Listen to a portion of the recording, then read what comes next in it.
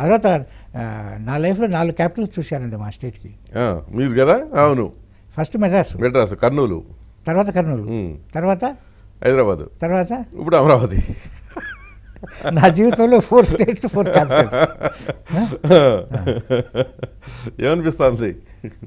ఇది కొంత inevitable. First రౌండ్లోనేమో రీఆర్గనైజేషన్ ఆఫ్ స్టేట్స్ రావడము 1956 వరకు అది ఒక హిస్టారికల్ నెసెసిటీ. అవును, అది లాంగ్వేజ్ బేస్డ్గా ఉండేది.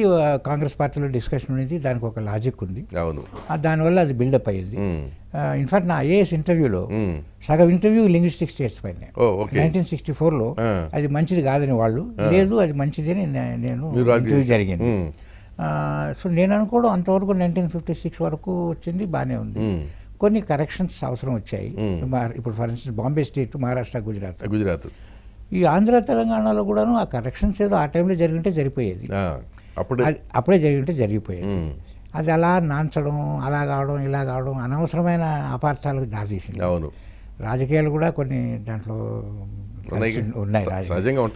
రాజకీయాలు ఒకటి, తర్వాత సెంటిమెంట్స్ అలా వచ్చింది. అందువల్ల కానీ ఇప్పుడు అయిపోయింది. ఇప్పుడు ఏ స్టేట్ ఇప్పుడు మెయిన్ థింగ్ ఈజ్ నేను అనుకోవడం బిటర్నెస్ పోయింది. పబ్లిక్ మధ్య బిటర్నెస్ పోయింది, కాంపిటీషన్ వచ్చింది. అవును, అది మంచిది.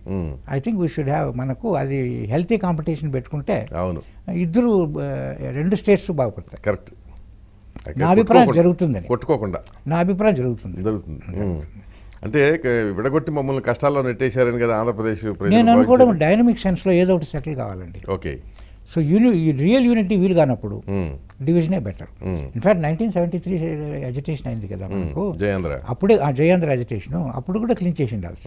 అప్పుడు కూడా కంప్లైంట్ ఉంది, అంతా హైదరాబాద్ అటెండ్ చేస్తున్నారు. అవును, బట్ జరిగిపోయింది. కానీ ఇప్పుడు ఏదో ఒకటి సెటిల్ కావాలి, అయింది. ఇప్పుడు ఇక్కడి నుంచి మనం బిల్డప్ చేసుకోవాలి, కాంపిటీషన్ పెట్టుకోవాలి అనేది నా అభిప్రాయం. జరుగుతుంది.